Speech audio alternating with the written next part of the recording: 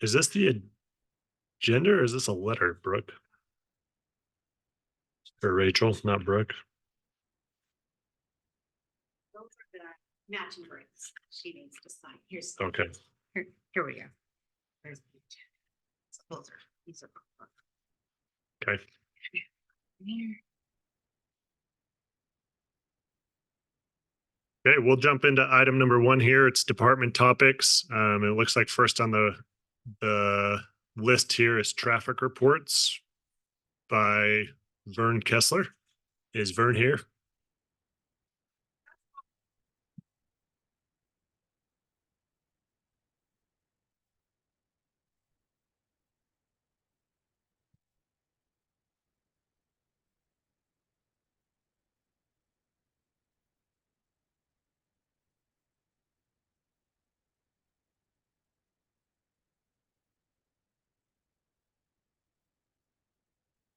Yeah, we can play that.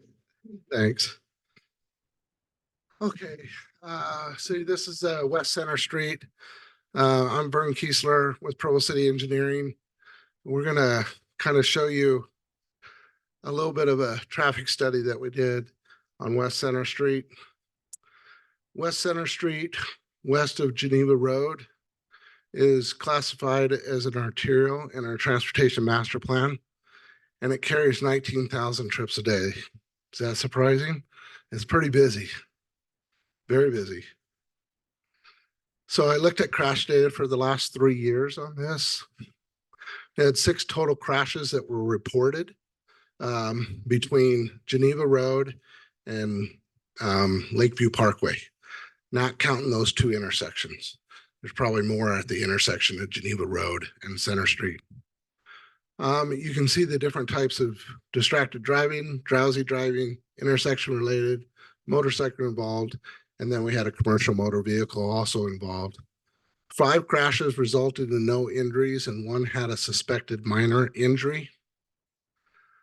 Crash information, most of them occurred on dry roadway surface conditions with clear cloudy weather. We did have 1 crash that occurred while it was raining. And then 4 crashes occurred during light and 2 in dark conditions. Here's the locations of the crashes. This one had 2, and then 1, 1, 1, 1. Some definitions that we took a look at average speed. Most people know what the average is. 85th percentile is where 85% of the vehicles traveling across the monitoring point is doing that speed or lower. And then I added something a little bit different.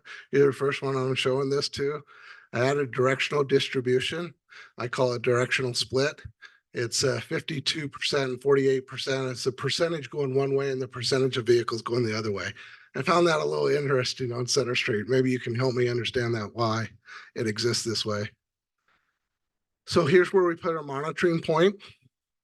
So here's Lakeview Parkway, here's Lakeshore Drive, here's Geneva Road. Well, Geneva Road this way, 2050 West this way. So we had it right in the middle. Here's what we ended up doing. We had about 4 days, so 82 hours, so just over 3 days. Posted speed limits 35.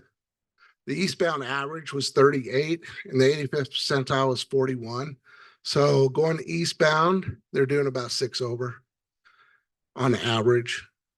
Westbound, 38 miles an hour, 85th percentile was 43. So they're actually going faster going westbound. Overall speed limit, if you average in both directions, 38 miles an hour, 42 mile an hour for the 85th percentile. The eastbound had the highest recorded speed was 51 to 55 in that category. There were 3 of them. And this one surprised me a little bit. Westbound highest speed recorded. We had 2 people going into the 66 to 70 mile an hour category. You're always going to have a few bad apples. That's what averages do. But I'd really like to write tickets to those bad apples. Need better and more enforcement, I guess, out there.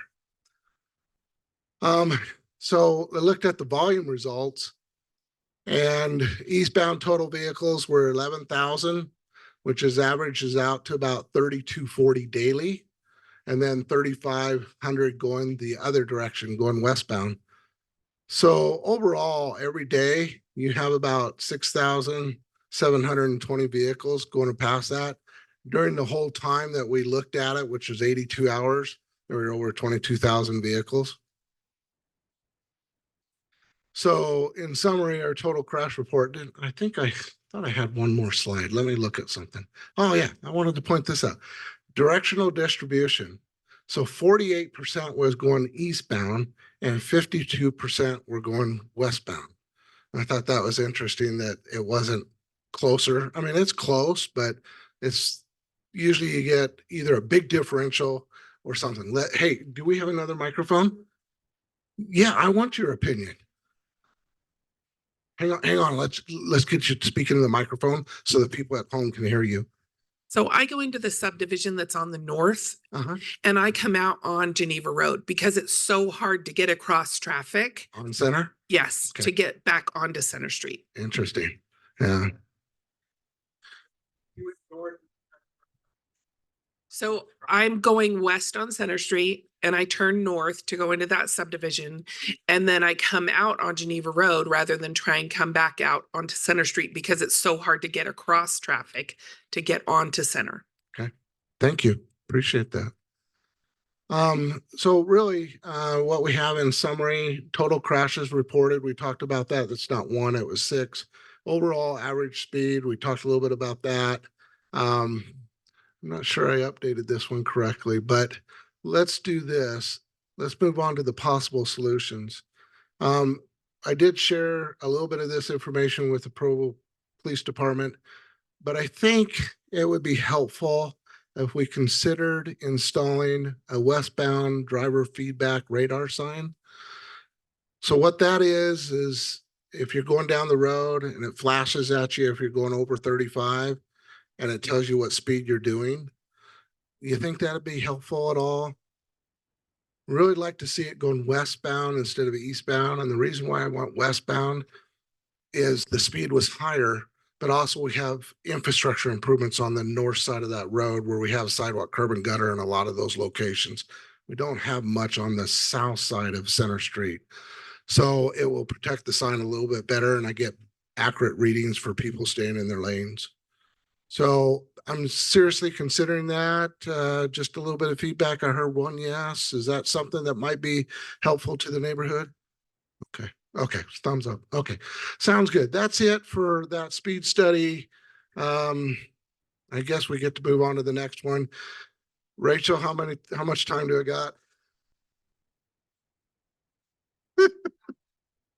5 minutes. Okay. Just so everybody knows, we are in design of a Provo River Bridge at 820 North. We're trying to improve the bridge and trail. The bridge is 60 years old. I'm just going to go through this really quick. You guys all know what the bridge looks like. It's one of our few east-west routes in Provo City, so it's extremely important. It is an arterial road. We did receive a grant to do this project. We want to upgrade safety, improve comfort of the trails and sidewalks, support connectivity. It's got to have a 75-year life cycle on this bridge. And so we want to start construction next year. We're in design this year. Give you a little bit more background about the bridge before I turn it over to Dave Mickelson, one of our staff engineers. It was built in 1960, so it's older than me. And the design life is getting to the point where, push the wrong button. The design life is getting to the point where it is showing its age. In fact, the National Bridge Inventory has listed 4 deficiencies on the particular, this particular bridge. You guys have all been by it. We have insufficient sidewalk width, insufficient sidewalk connection, insufficient weight, insufficient sight distance. So we have the parapet height is too short. So we have some deficiencies that we need to improve. The existing trail underneath is a Provo River Trail, which is a real gem of Provo City. But this is the smallest width on the entire trail, 8 feet wide. It needs to be wider. And then underneath, what do we measure, 9 or 10 at one place there. So we need to have a little bit better connectivity coming out. That's a little steeper than John would like. We would like to see that a little flatter and be that under 8%. We talked about the trail varies in width from 8 feet to 16 feet. This is the smallest width that's underneath this particular trail here. Yes.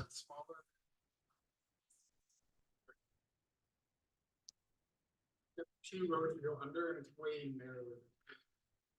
So Columbia Lane and State Street are both being redone this year, or is it this year or next year? You're in final design this year, right? Okay. And I think John's going to talk about that later, so I won't steal his thunder. So the bridge is 64 years old. We have over 11,000 vehicles a day on it. We have, incidentally enough, we have 100,000 people that either bike across that bridge or walk across it, which tells you how important it is because it doesn't look very inviting. It's not very safe. And so for 100,000 people to still cross it, there seems to be a real need for that. Underneath with the Provo River Trail, we have about 200,000 people a year that use that underneath. So that's important. The current bridge deck is only about 40 feet. So planning context, I just tell you, it's been in our plan since 1977. 820 northwest of University out to Geneva Road is an arterial street. East of University, it's a minor arterial. There's been talk about an I-15 interchange somewhere between University Avenue and University Parkway down to Provo Center Street. And in reality, that could be anywhere. It could be at 500, it could be 800, it could be 1460, 1730, 2000. We just don't know because the environmental work hasn't been done. And it probably won't be for another 10 to 15 years. So as we start to take a look at our active transportation and our transportation master plan, we have an area that we need to widen between 5th West and University Avenue on 800. But this project really just concentrates on the river bridge itself and maybe a block in each direction as we approach the bridge.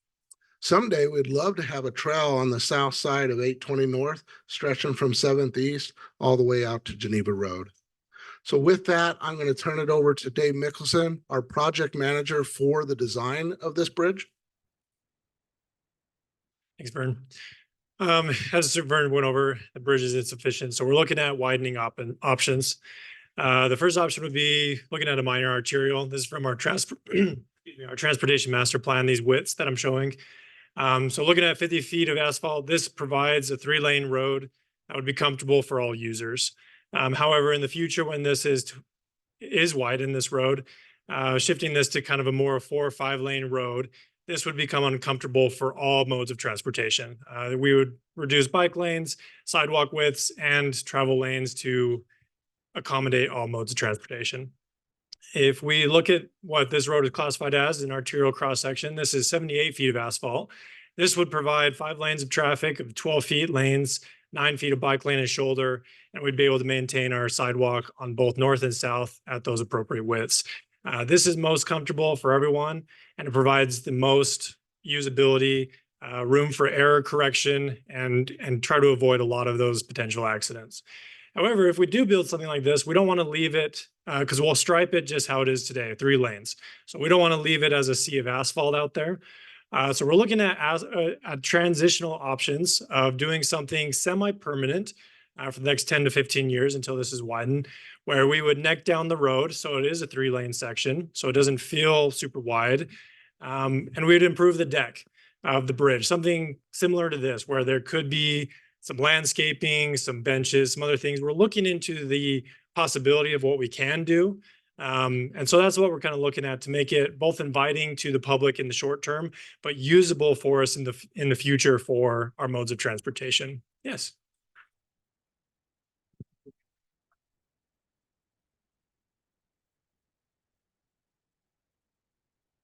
My name is Tiffany Lamitz and I'm on the neighborhood board. And I was just wondering, how does that impact the residences right next to, is it going to be eminent domain to the ones that are by the existing bridge? How far does this extend? That's a great question, Tiffany. So here are some concept layouts of what we would look at. So this replacement project is really only from 1000 West to 800 West. Really the only impact to property would be the southwest property. We are anticipating that we'll have to take that home. The city already owns that property. We bought that through MAG with corridor preservation funds. But we are hoping that if we can do it right, we may be able to preserve that home. Now, we're early in design, so I don't know the full extent of, where we're going to put the bridge, how high that's going to be, what the impact to that yard is. But potentially that will be the only impact to a home. There is a vacant lot. So this is something we're also trying to accomplish with this project to make it safer. We are looking to cut off access on 850 West here, as well as 900 West here on the north. So we are working with this property owner. This is vacant, and we're approaching them to purchase some of that property to use for either a roundabout or kind of a hammerhead type thing. But we're not looking to take any homes during this project. This is just for the bridge, and then we'll tie back into existing infrastructure. I have another question. That road is now it's 25 miles an hour right now. And I believe widening it to a potential 4-lane interchange, well, a 4-lane bridge across. I feel like drivers immediately are like, oh, this is a main road, 35 or whatever. Have we done speed studies along that road? So yeah, and Vern can talk about that. So I think touching on that, going back to this is why we would be looking at this design, is to narrow that road so that it doesn't feel any wider than any of the existing roadway. And so that it doesn't give that vibe of, oh, this is a huge road, because really it's just a bridge structure that's going to be wider. We're not looking at any of the other road. So we are trying to address that. Vern has done some speed studies, and people, I think, what's the 85th? 38 is the 85th percentile. So there is a lot of speeding on this road. It's an arterial road, so people treat it that way. And we've tried to do a number of things to try to keep that speed at 25. We're hoping that this bridge project doesn't influence that at all, because we will maintain that 25% or 25 mile per hour speed limit on this. And then how far are you anticipating the bike lanes extending? So we'll connect those into the existing on either side.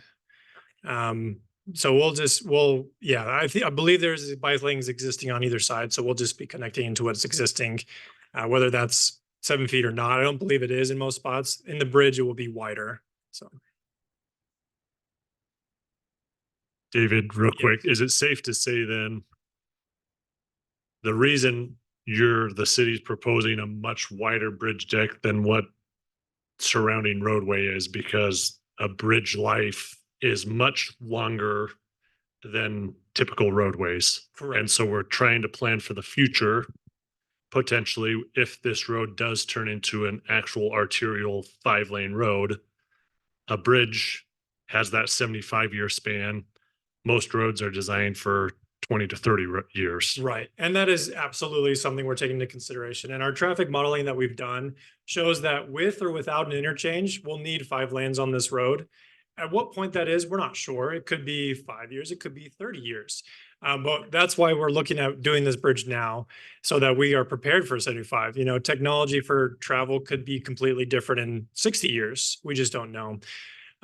We are, with this bridge, trying to position it correctly so that we can move the alignment in the future. We haven't determined on the east side of the bridge, or the west side of the bridge, what we're going to be doing with that alignment.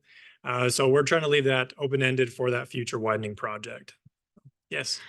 So I'm curious, kind of going back to having the bridge be wider than we technically need right now. I'm assuming that too, I know one thing that in my neighborhood we struggle with is feeling like we can get out of our neighborhood safely if there's some sort of an emergency. Living in the Lakewood neighborhood, we get blocked in by the trains. And I'm assuming that this would also potentially help with that ability for our neighborhood and surrounding neighborhoods to get out if we had to, in the case of an emergency, because you've got another way through. Yeah, I definitely would. I know we're running short on time, so I'm happy to answer any more questions. We'll kind of take them out in the hall after, if you guys want to come out real quick. But just to wrap up, we are doing our public involvement train. So we're kind of informing stakeholders. So we've gone to Planning Commission, TMAC. We're going to be meeting with BYU, Intermountain Health. We've met with downtown Provo. We're meeting with all the neighborhoods, because this is something that will impact the whole city, not just the Grandview neighborhood and area. So We do have, I believe there's flyers in the back, and yeah, so Vern will put some flyers back there from just kind of some basic information. We have Avenue Consultants as our public involvement company that we've hired. So they've set up a website and an email. If you want to go and sign up for a newsletter to get updates on this project, you can do so through that website. So that is all we have. Thanks.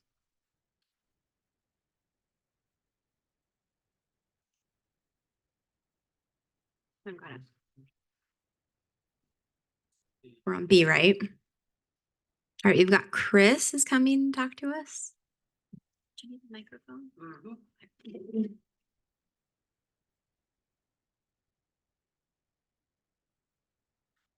Good evening, everyone. My name is Chris Blinzinger. I'm the Provo City Emergency Manager.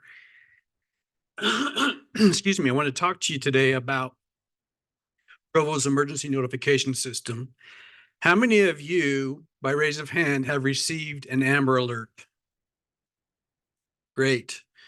Provo doesn't send those messages. That's actually comes from the National Weather Service capability. It doesn't come from Provo.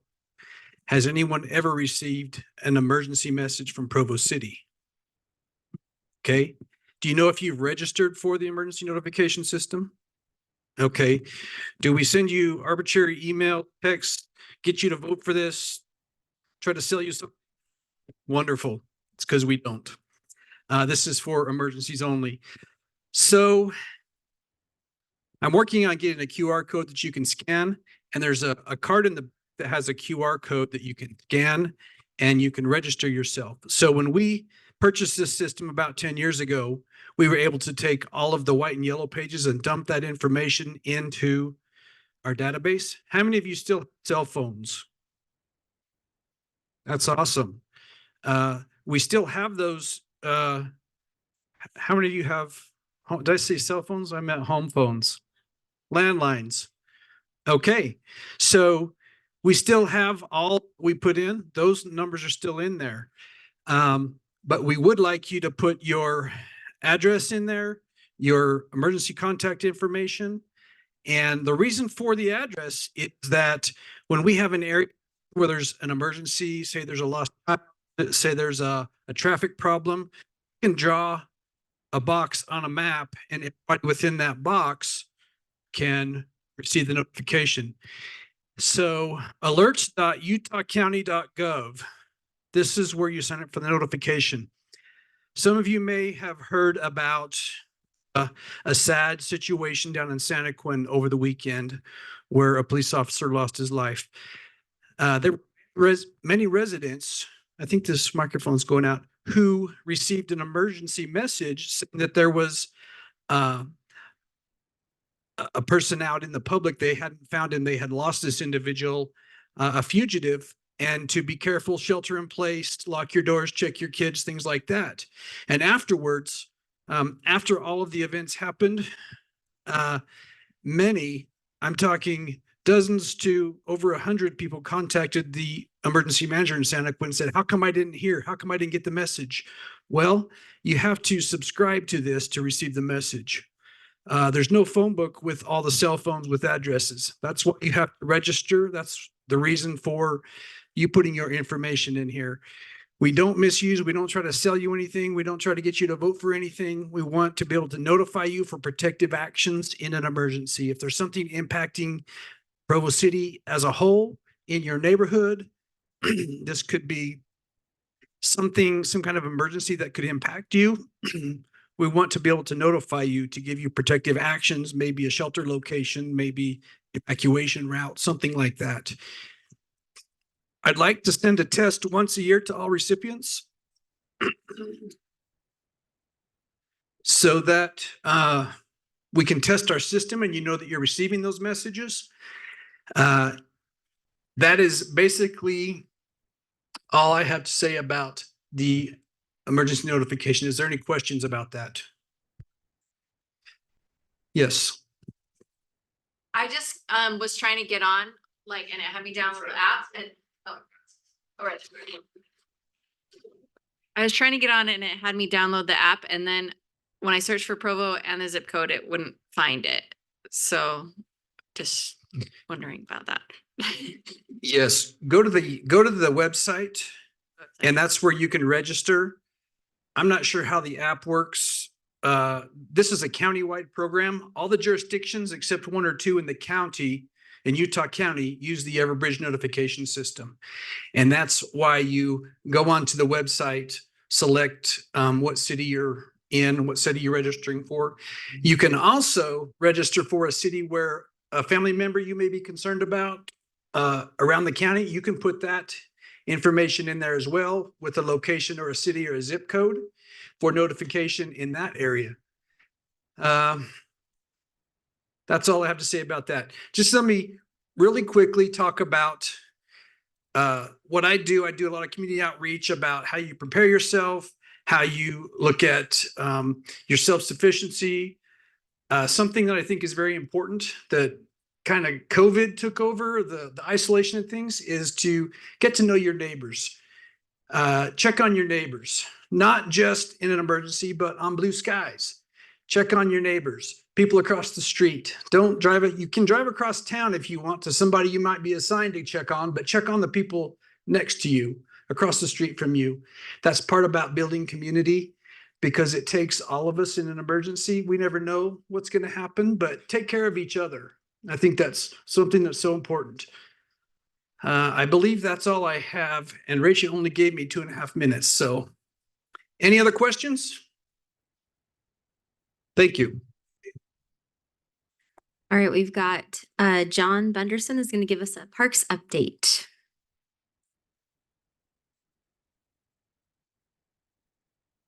It's exciting times in West Provo for Parks and Recreation, with a lot of improvements going on. Wanted to give an update on West Park, where we have replacement of the basketball court, addition of some off-street parking, a new pavilion going in, and a shade-covered swing set. We expect to be completed with those improvements around the end of July, but we will need to come back and reseed the grass when it's a little bit cooler in September. So if the grass starts looking like it's growing back in end of July, we are going to come back and spray it all out again and do appropriate new grass seed in there, because a lot of weeds will pop up between now and then. Another great project, you'll hear some more about the larger Delta project tonight, but I wanted to give you an update that we have selected a contractor to build the Delta Gateway Park. They should be on site and mobilized towards the end of this month. There are some great new features with a new playground, restroom, parking facility, access to the former Provo River Channel, which will be a lower flow system for younger children, as well as access to the new improved Provo River Channel that heads out to the Delta.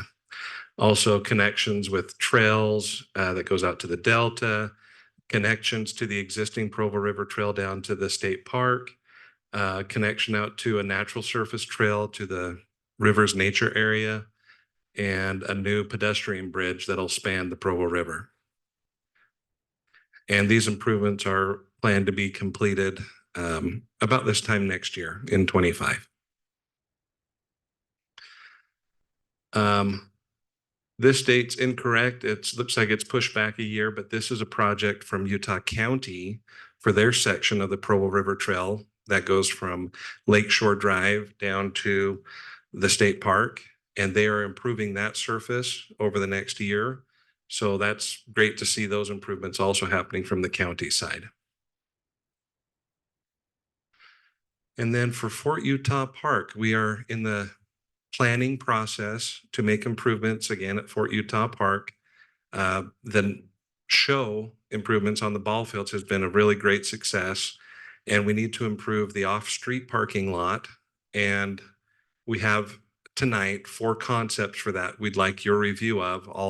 I have some boards over on that side. I'll turn around and have you guys look at those after the meeting, but I'll preview them briefly tonight. We're also looking to replace the playground, the restrooms, and the skate park that's there with a new all-wheels park, which will be a much larger park with pump track, skate park, and some other facilities for all wheels, which we are targeting June 26th to have an open house at the rec center. We'll post some social media posts to as we get a little closer to that about the timing on that. But at this time, it's tentative for June 26th, where we'll go over all those other improvements. Tonight, I wanted to focus a little more about 4 concepts that we have for parking. So concept 1 is to widen the existing parking lot by 1 set of stalls, essentially, and a little bit of extension to the north and south, which would improve us from about 90 stalls total currently to 171 stalls on the site. The second option is to not extend to the south. We'll still extend to the north and widen 1 stall east-west, and then start to expand the parking lot to the east through here and to give emergency services a turnaround at the end of that parking lot, or it could be a drop-off zone for parents as they are dropping kids off to sports. And that improves the total to 176 stalls. The third option is to extend that parking lot all the way over, but making a temporary connection that would have like bollards or a gate separating 150 north from the parking lot. And that brings the total stall count up to 226 available. And a small change on that in option 4 or 3B is to just make that connection to 150 north and have a full length parking lot, no turnaround, where emergency services would just travel through if needed. So tonight, what I'll do after the meeting is I'll have some stickers, and I'll be waiting by that table over there where you can come over and get a sticker and review these plans a little closer and put a sticker in the one that you prefer, so we can gather some data from the neighborhood. And for those online, if you would leave a comment, we would be able to have those comments after the meeting as well. Are there any questions so far? Great. Wanted to give another update about the advancements over at the Epic Sports Park that's being built off of Lakeview Parkway. We have a fall opening of this year of the first 15 sports fields. Sod is being laid at this time. The parking lots and streets will be paved in July into beginning of August. So all of these roads, 2470, 1150 South and 2770 coming from the airport, those will all be paved at the end of July, as well as all the parking lots in this first 15 ball fields. Many of the shade trees have been already planted. Landscape and irrigation is nearly complete with the exception of all the sod that's coming in. I think we have 1.5 million square feet of sod coming in. And there was a little bit of this mentioned earlier about the Provo River Trail improvements that are under final design right now up at Columbia Lane. There was mention of the 2 narrow undercrossings at Columbia Lane and State Street. Up here in the upper left, we have what's existing looking to the south at Columbia Lane. This is the improvement as it will be. So we'll widen it from about 6 feet to a planned 14-foot undercrossing clearance there. And then this is looking from the south of that same undercrossing, about 6 feet. We'll make it 14-foot wide. And again, those improvements are being designed right now. We would really like to get under construction this next winter, but it really comes down to when we can get into the river and access. This last season, we had early spring runoff. So if we had been ready this season, we would not have been able to construct because the river levels were too high. So it's a balancing act of us being prepared and the access to the river being allowed. But it's an exciting improvement. We've done several of these over the last couple of years with support from the community, from the RAP tax funds, and also from grants that have been written to make these tremendous improvements to the Provo River Trail. Most of them on the west side have already been made in Provo. So this is the last remaining section through Provo for these widening improvements. Yes. With the widening, does that mitigate the flooding as well? Because I know currently like on Geneva, that one is still kind of flooded and I feel like it happens, especially at this juncture. It did like several years ago, it was like always flooded in the spring. And so what engineering goes into that to make the trails, the bridges usable year round? That's a great question.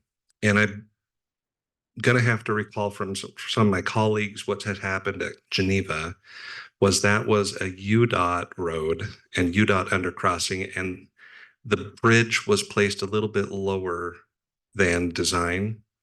And we have a flooding issue that's continuing there.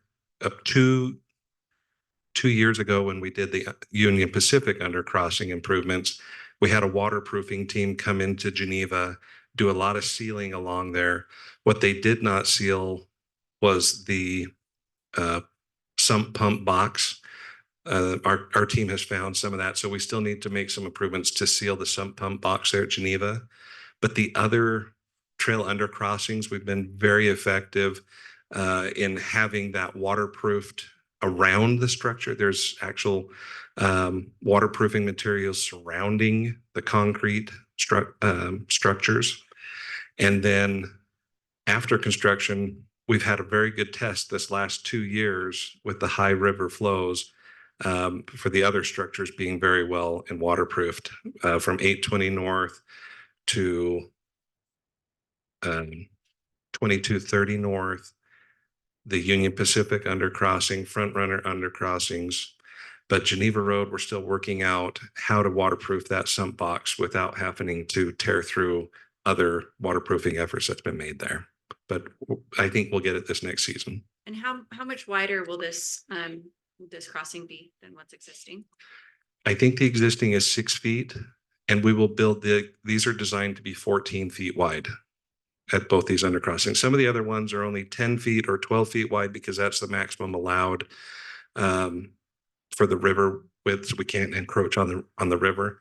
But in these two sections, we'll be able to achieve 14 feet width. And then going back to the Epic Sports Park, just talking about parking. I know last week in the Planning Commission meeting, Doug Robbins like quoted something. I know that it was built, the parking was built a little bit more than what was done in existing studies. But he said, I can't remember the number he said, but it was, he quoted with fields. And I was wondering if the pickleball courts were taken into account as well in regards to the parking. Well, when you say taken into accounting, what do you mean? Like, let me find my notes real quick. There's 1,000 spots. Is that what you're looking for? Okay, so he said the standard parking from the consultant was 70 parking stalls per field. And then at Epic Sports Park, they made it 83 to 84 stalls per field to equal 1,744 stalls for the park.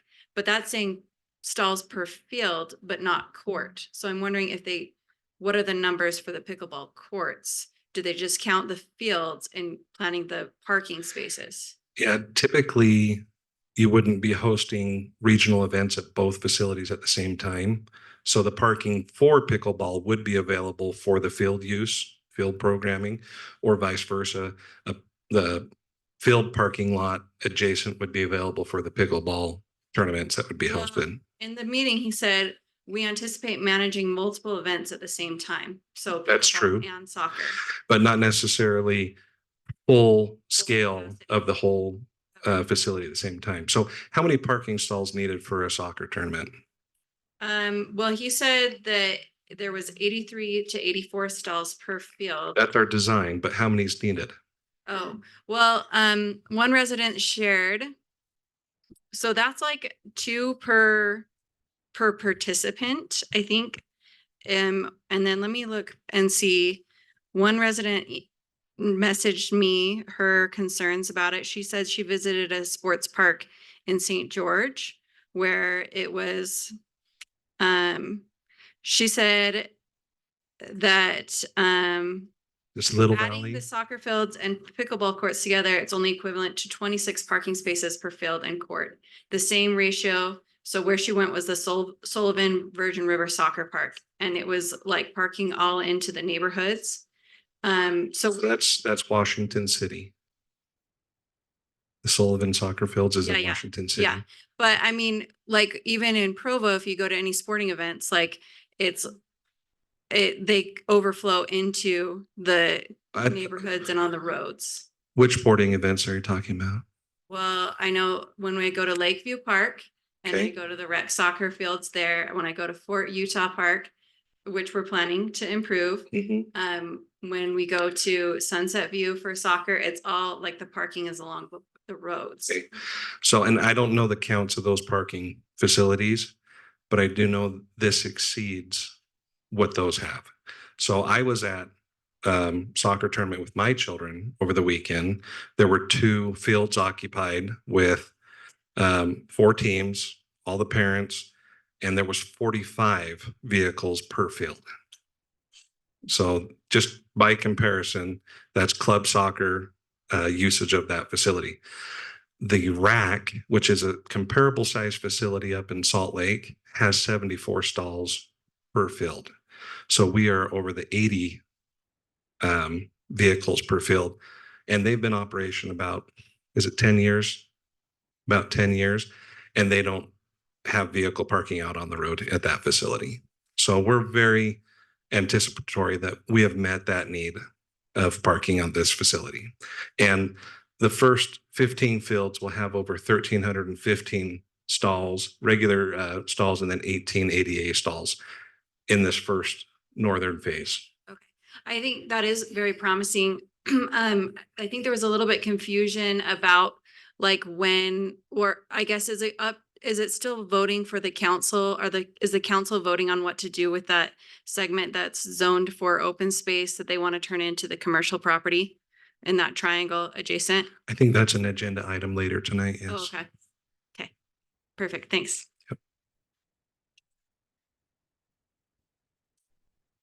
Okay, well, thank you so much. If there are there any other further questions? Thank you. We need a microphone.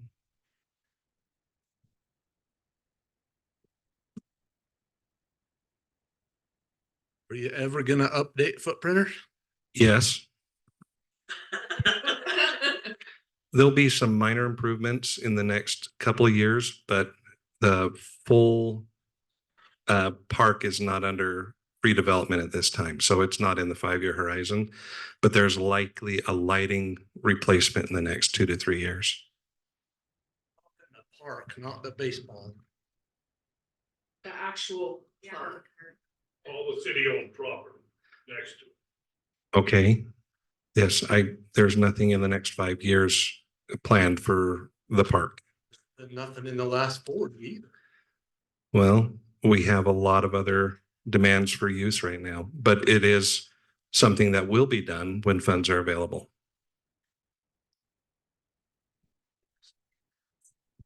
Oh, I did, based off the last meeting, track down some info that there is I don't know if it's under parks, but I think there's a plan to channel some more of the stormwater down into the spring to try to get better water flow in there. And that's, I believe, on the Provo City budget for this year. So, but no plan yet for like the actual park amenities.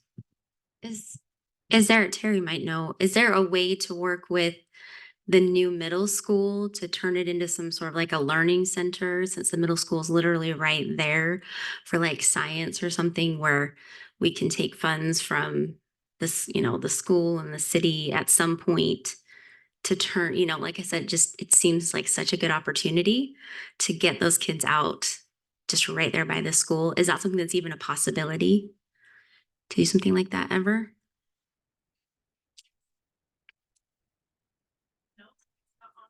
Okay. I would just say in the last couple of years, there's been more of a clean line break between the school district and the Parks and Recreation facilities. And there is the possibility to have an educational interpretive center there. And we could certainly talk about that when we get to the planning stage for the park.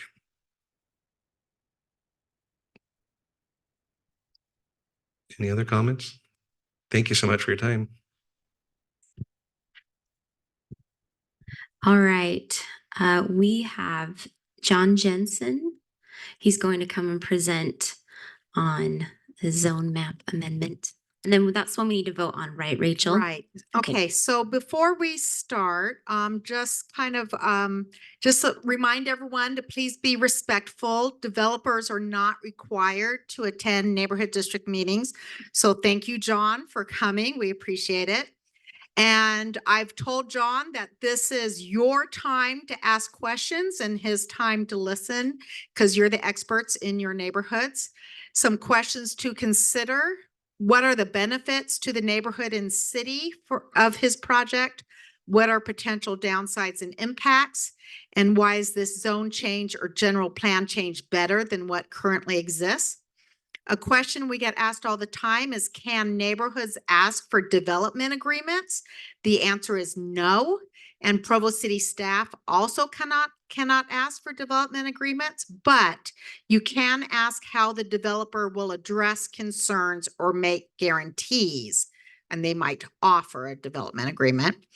If you still have questions after his presentation, the project slides are available online. You can contact the city planner, who is Aaron Ardmore. His phone number and email are on the agenda. So make sure to grab one of those. And also to kind of let you know where we're at in the development process. So right now, Mr. Jensen is in the department review section. His concept plan is still being revised. So what he shows you right now, we're concentrating on the zone change. He does have some pictures of what he wants to do, but that may change depending on what the city wants. So he's going through the review process right now. Next step is Planning Commission, where you can make public comment. Please do. And then after that, it has to go to the city council. And again, you can make public comment there. And I will turn the time over to John. Yeah. Okay, my name is Jon Jensen. It's good to be with you here in Provo. We're grateful that we can be on your agenda. Hope I can be brief enough, but also thorough enough that maybe some questions can be answered. So anyway, this application is a duplicate of one that was done a year ago, about maybe 14 months ago. You might have remembered it came before you then. And I was part of the development team on, I don't think there's a pointer on this, of the property just to the east that was changed to Airport Industrial November of last year. You might have participated in some of those meetings. And this is a continuation of that process, if that makes any sense. This was on the application, but it was removed in that November meeting. So we're just trying to finalize that same process. This is an airport industrial project. It's pretty blurry, sorry. Oh, there we go. And the part that we're applying the zone change to is this side. This is the one that we did earlier or late last year. And we ultimately are just interested in trying to fulfill this concept plan if appropriate. So I'm trying to think other good questions or comments I can make.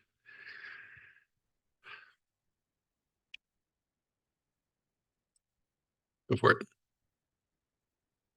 So it's an airport industrial project. They looks like this kind of stuff. You might see those down by the airport. There's some buildings that are closer to the airport entrance. If you've driven kind of by Kenny Singh's office building to the north, they don't look like these, but they're like those, same kind of concept. Does that help you? Nope. Sorry, I don't. Sometimes if you talk into it. Hello? Oh, what are they for? What is it? I see it's a building. What's going in it? Is it storage? What? Yeah, Airport Industrial has a list of uses. The planners probably have that list more memorized than I do. But generally, it implies things that are more industrial in nature. Industrial at this level is pretty light. It's not necessarily dirty or loud, but it can be things like storage, like pallets of people's products. It can be people doing some office type warehouse. It's kind of hard to say who's there. We don't necessarily know every tenant's intent at this point. But if you drive on North I-15 and you're passing like the 1600 North exit in Orem, you look to the west, you see like a bunch of warehouse looking buildings, similar tenants, similar look. Yeah. Does that help? So this is like, you guys are building it and then you'll get the clients that rent out later because you anticipate That's right. what? Okay. Yeah, this is a lot of square footage. This is not a single user. This would be probably like maybe 5 to 10. We had a question from this gentleman, maybe. Processing is going to be contemplated in this area? I don't know. I imagine. Yes, that's a yes. I would imagine the zoning would regulate that. I don't have a tenant asking to do chemical processing, and I don't know if that's permitted in this zone. Me neither. Aaron might know. He's potentially going to answer that. And you have to talk into the microphone, like into it for it to like turn on. Okay, I'm Aaron Ardmore from the Provo City Planning Division. So there's a list of uses in the airport industrial zone, which Mr. Jensen is applying for on this parcel. Most of them are light manufacturing, warehouse, office, chemical type things wouldn't be permitted by right. So there's a lot of regulations with this zone because of state and federal requirements of being around the airport. But I'd be happy to get that list of permitted uses to you. Okay, well, you said not permitted by right, but could there be a variance to allow that, just out of curiosity? So it's hard to say never, right? Because there could be code amendments offered by applicants or the city council.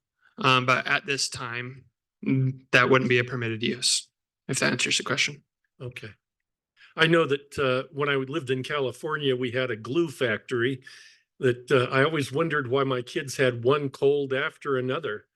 And evidently there was a lot of formaldehyde discharge that made a big difference. You weren't aware of it, but it was in the air. And so I'd hate to see that in our neighborhood. No, yeah, those types of uses are more found in our M2 zone, our heavy manufacturing zone, our other industrial zones. This is more for light industrial and warehousing. Okay, thank you. Thank you, Aaron. There was one question in the back.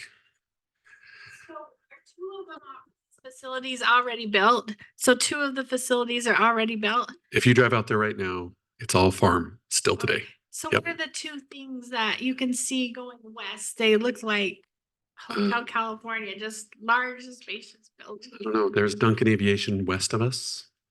Okay, That may it be what looks you're. like they're empty and nothing's in them. So I just wondered what. If we're on Center Street looking west from this property, If you're at 600 South looking west, you'll see 2 huge facilities. I'm going to presume. Those are not ones you're building, but the ones you use as an example. Yes. Yes. Okay, so it will look like those. It's modeled the same. We're not going to use block. There's a block. Ours will be tilt ups, big concrete, painted, pretty. Yeah. 2 questions. One is, does your design preserve the trail that's on the south side of the river? And so would that still be accessible to the public there? I wish I had a pointer. Yeah. This one right here. Oh, the green one? Yes. There we go. So there is a development agreement on this property right now. Okay.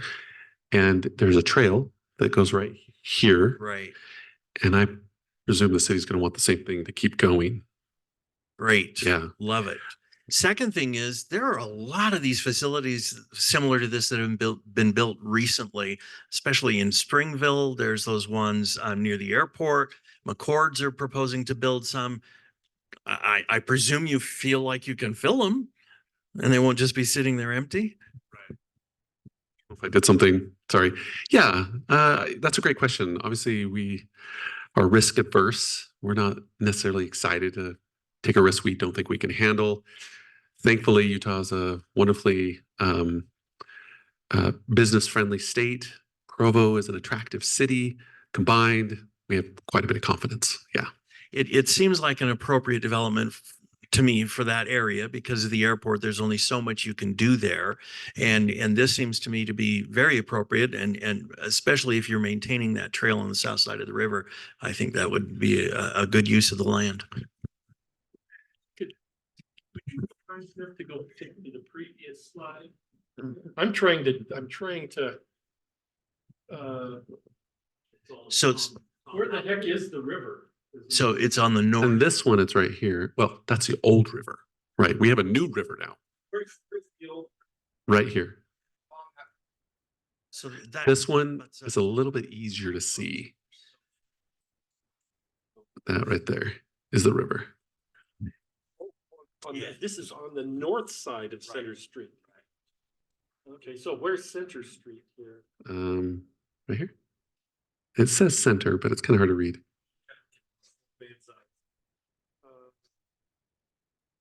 Is that helping? Is this the current Ropes property? Ropes is right here, or right here. This is east of the Ropes property. Correct. That's a loss. That's the big ugly. What you got right there as opposed to what's beautiful right there. Just thought I'd toss that in. But who cares, right? I care. Well, not really. We can debate it. But you do care, why are you? Eye of the beholder. I guess I consider one project beautiful and you don't, and that's okay. I understand.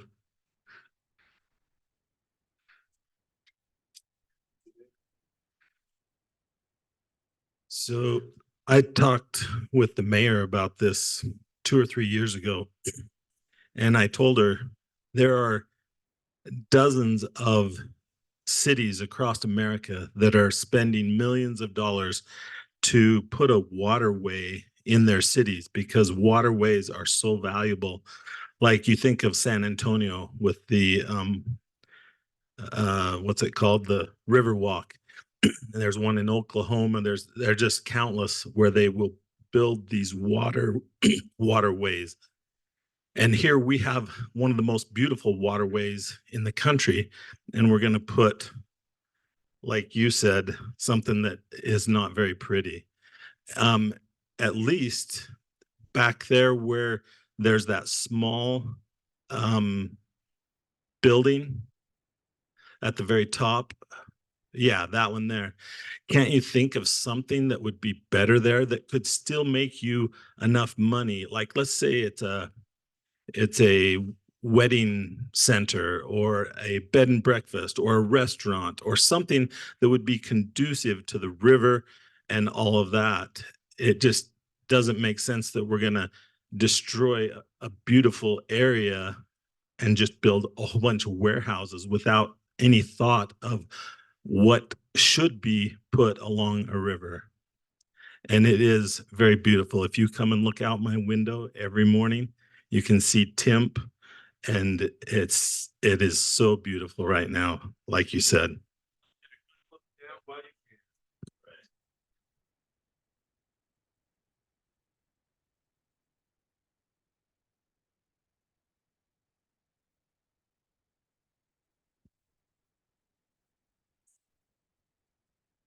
No? Yes. Okay.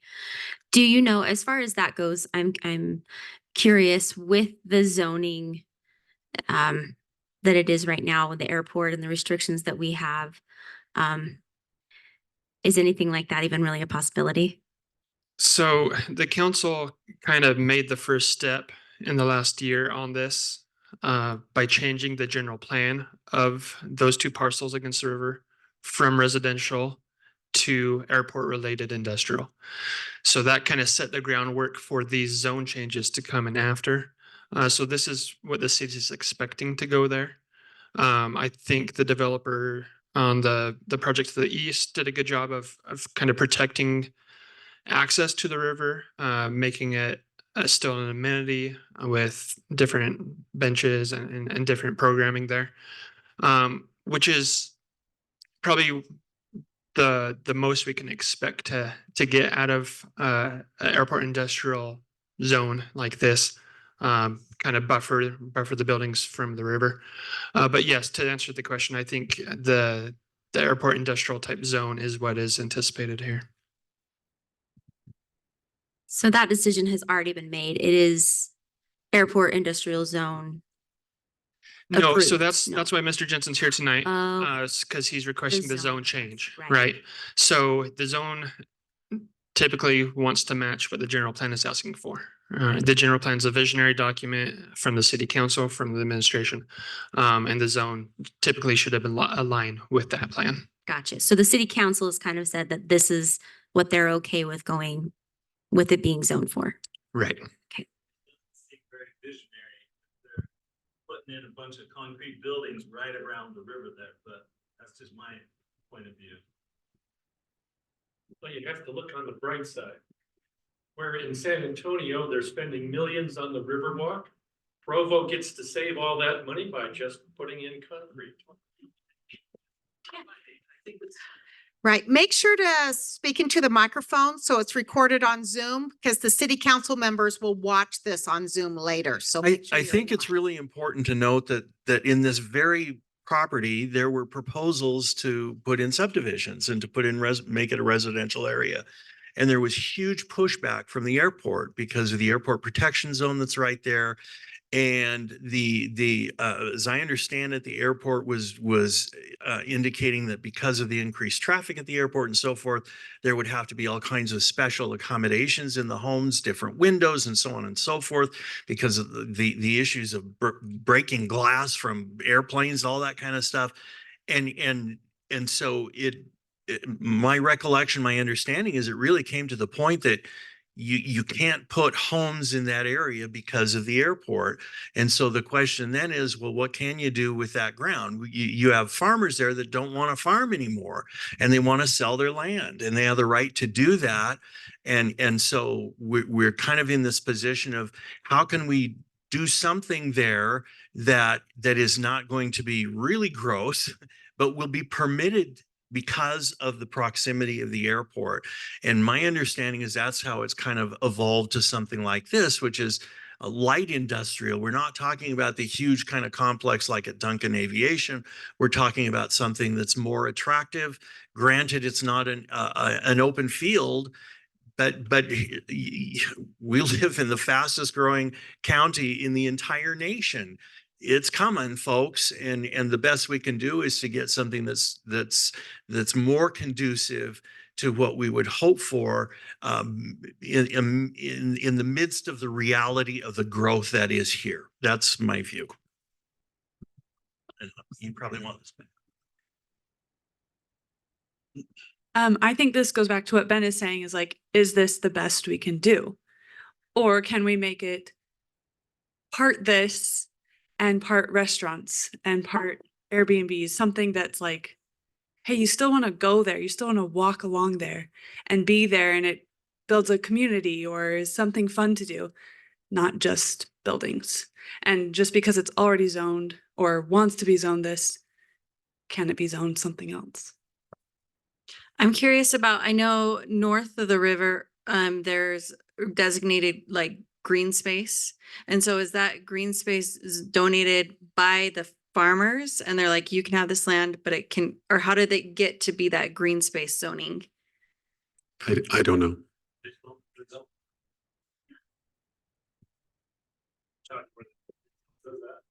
Yeah, like I read in one of the other emails, there was like, this part's going to be green space. We're gonna preserve it for green space. Can you go back to the map so we can see what you're actually referring to? Oh, I probably don't know. It's not right here, but like there was some, I'd have to look up the email. I don't know if this rings a bell to anybody else, but they were talking about like north of the river that there was an area that was like a family? The Despain Ranch, maybe is what you're talking about. That's what it is. So that's in the county. It's regulated by the county, but yes, the Despains did a conservation easement on all of their farmland in the county just northwest of this. So that's a perpetual easement that makes it open land. So the problem is the Hallidays are wanting to sell, and so, okay. May I ask another question after mine? Speaking to the mic. Okay, I notice the green shading along what I suppose is the river is that to the north there?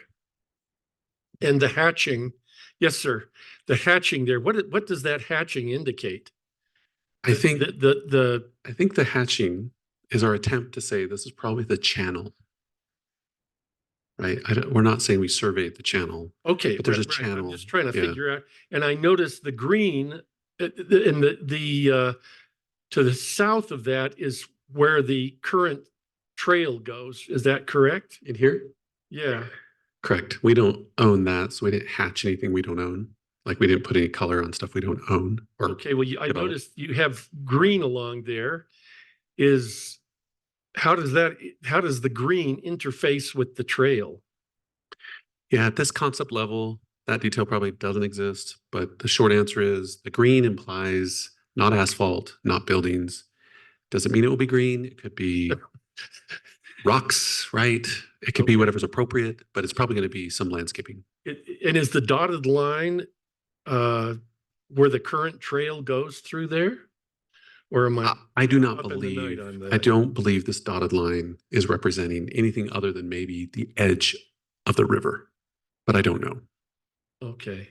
It doesn't seem to imply the trail, in my opinion, but it could. Okay. Okay, Brooke, let's get one more question and then we need to do a poll. Okay, real fast. Why can't we have like a bird refuge or something? Like literally the herrings and just to go out and walk around the trail and have a bird refuge. It's cool. Yeah. To do something like that. I want the Hallidays to be able to sell their property as well. I'm just wondering if there's some kind of a compromise just with that one little building, because that one little building is not going to make you a whole lot of money. Can you go back to whoever and just brainstorm and see, is there something that would be more compatible with a river with that one little building? The rest of it, I want the Hallidays to be able to sell their property as well. Yeah, that's an interesting question. You're asking an uncomfortable question, but it's a worthy one. I don't know if we're in any other business than this business. So you're asking us to potentially do something we don't know how to do. We can probably figure it out, but you're just crossing a line that I don't know. Are you willing though to be in a different business? No, are you willing to check it out and see if there's something else that could go along in that one little spot? I'm going to say it's a difficult question. If I had the muscle to go look at other products that I don't understand, I probably would say yes right now. But you're asking me to do like, I think someone mentioned like a wedding center. I have never done one of those. I don't even know what the economics are. I'm asking you to brainstorm is all I'm asking you to do. And you're not willing to do it. He really is. No, he's saying he's saying he's not. I'm fine to be honest. I don't want to. He's saying that's not okay. his I don't business. have to want to, but I think it's a worthy question, right? To say, hey, can you do something different? This is what we want to do. And that's why we applied for it. And that's not the worst thought, but it's an interesting question. I just wish I had more experience on the things that you're talking about. I don't think we are opposed to saying what else can go here. I'm just trying to be honest. I don't know how far it will go inside of my influence just because we don't have people that do those other things. Thank you. So yeah, might as well, right? We're talking about the maybes out there. And I think, yeah, so maybe at the time we're at the planning commission, you saw that progress chart that Rachel pointed out. no. We need to. Yeah, we need to vote on We this. need to vote on this. Thank you, and everybody. These questions Thank and you. comments need to be going to the planning commission and the city council, not to the. Yeah. Thank you. All right, so we need to vote. It's just yay or nay, right? Right, Rachel? All right, so those in favor of, I don't know, what we say, the zone approval, we're not the final. So those in favor of the zone approval that Jon Jensen has just proposed to us, go ahead and raise your hand.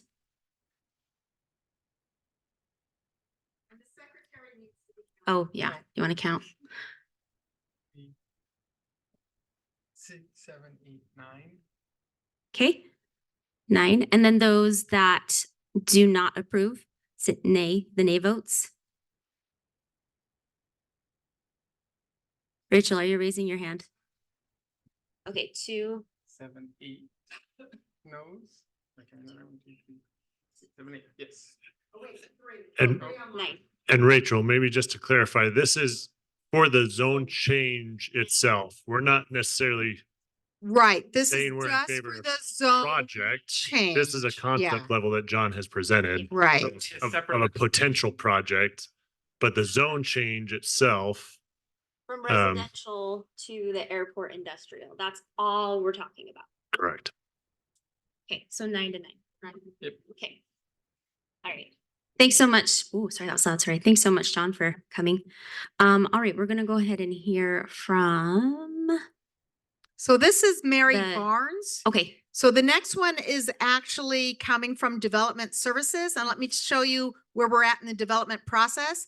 They've actually already presented to the Planning Commission, and the Planning Commission is recommending yes. This will go to the City Council on June 4th.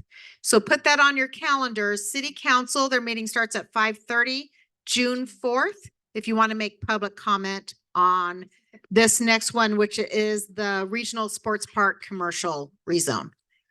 Thank you. All right, thanks everyone. I'm Mary. I'm the newest planner with the Development Services Department, so that's why you haven't seen me yet, but it's nice to meet all of you. I want to be really quick because I'm sure you guys have a ton of questions about this. First, I just want to do a quick context and permitted uses. I'll just pop this down there. Anyways, first of all, this is a city-owned property. Of course, it's part of the overall parcel, or I guess there's 2 parcels there for the regional sports park. Right now it's zoned OSPR. That's open space. That's the zone that we have for all our city parks. Development Services is proposing a rezone to SC2, which is the community shopping center zone. This zone, we're proposing this rezone to bring some more support services into the area. This is a location you can see in this first map over here, kind of the context around the area. It's right on Lakeview Parkway, and it's got Provo Airport, the new terminal right, across the road right next door. It's also got that regional sports park, which we talked about earlier, which is awesome. And like it was mentioned earlier, we're expecting a lot of traffic coming to the park. So this support services area, I've talked to the economic development team. They're thinking things like, so I'll just say, these are the permitted uses on the bottom. But again, this is city-owned property, and we're planning on keeping the property, planning on leasing it to a developer to help earn back some money to help, let's see, it's like maintain and upkeep for the park, that kind of thing. So I talked to the economic development team, and they said that the things they're really looking for here is like a hotel for people who come to the tournaments. Maybe it's a multi-day tournament, they can stay right there. People who have to stay over a night in Provo Airport, their plane leaves in the morning, that kind of thing. Also, retail food, some type of food establishment. Again, for people at the tournament, all-day tournament, there's not really any food in this area. Also, possibly, again, I should mention there is no concept plan like Jon Jensen had, because there is no developer at the moment. This is a proactive rezone. Anyways, we're also thinking of something like a convenience store to help, like a gas station type of thing in this area. Again, those are just the ideas. We'll see what ends up happening. Since we own the property and since we'll be leasing it out, it is up to us what happens on the property. It does have to meet the zone design standards, landscaping, that kind of thing. And of course, this is going to be essentially functioning as one of the entrances of the city because it's right next to the airport. So people that are coming in, we want it to look really pretty. So this is going to look pretty, not to worry. Let's see. if I have anything else. All right, moving forward. I knew this was going to be a big thing, and we kind of talked about it earlier, but regional sports park and parking. So this, I don't want to talk too loud into the microphone and hurt your ears. But over here, there's some previous drafts of the regional sports park. You can kind of see in this second one, they tried to fit sports fields down in the like little triangle area, but it didn't quite work. Of course, you can't fit a square into a triangle, right? Anyways, so that's why they came up with this overflow parking area. And then once the pickleboards were added, they also added another parking lot, and we came up with the parking space count that we talked about earlier, 1,744. So that is, like Doug said at the planning commission meeting, thank you for bringing that up, but that's about 83 parking spots per field. There's 21 sports fields. And then I just did, it's 45 pickleball courts. So that's technically 39 spaces per pickleball court. That's up there. Another thing that came up in the meeting was concerns with traffic traveling from, I better go back. All right, there you go. So traffic traveling from this small slice, it's 5 acres, I should say. From this 5 acres up and through 600 south to get to the rest of Provo. I'm trying to orient this in my poor little mind. All good. Sorry, I should probably. So this is something, maybe I should have made a bigger map, but it says Lakeview Parkway to Center Street. I promise my hand isn't shaking that much. I don't know why that's happening. Okay, so that's going up to Center Street. Center Street is like essentially, yeah, where that mouse is going right there. And this is like that curve. This is the new terminal. Over here is the old terminal, right? And that curve, and it's got the trail on the south side. And then it goes all the way out to I-15, which is this area. I-15, of course, is not on this. It's much further. Yes, This is just the bend right across from the new airport terminal. Yeah, exactly where the new regional sports park is. To help orient a little bit more for people who travel this often, which I'm sure you all do. There's a new traffic light right here and another new one right here. I don't know if you guys have been there. Yes, so you come all the way out here and it's like, sorry, this is like up here, something. It curves a little bit more. Anyways, so does that help orient? Okay, perfect. So like I said, one of the things that came up in the planning commission meeting the other night was the concern of traffic from the commercial property going up to 600 south. Here. So this is that proposed SC2 rezone area. And then you can't even see it, but there's like the 600 south houses are just above the screen right there. Anyways, so something that Doug Robbins with Parks and Rec said is that throughout this whole complex, the regional sports complex, they're working with Public Works to put in wayfinding signs to help direct people out to Lakeview Parkway. That's where we want people to go from this commercial place and from the sports park. We're not wanting masses of people to go through 600 South, right? That's what Lakeview Parkway was built for. So there'll be wayfinding signs through the park to help direct people down. As for this area, like I said, it's going to be like a hotel. That's what we want. Optimistically, it's going to be a hotel. It's going to be some type of retail food establishment.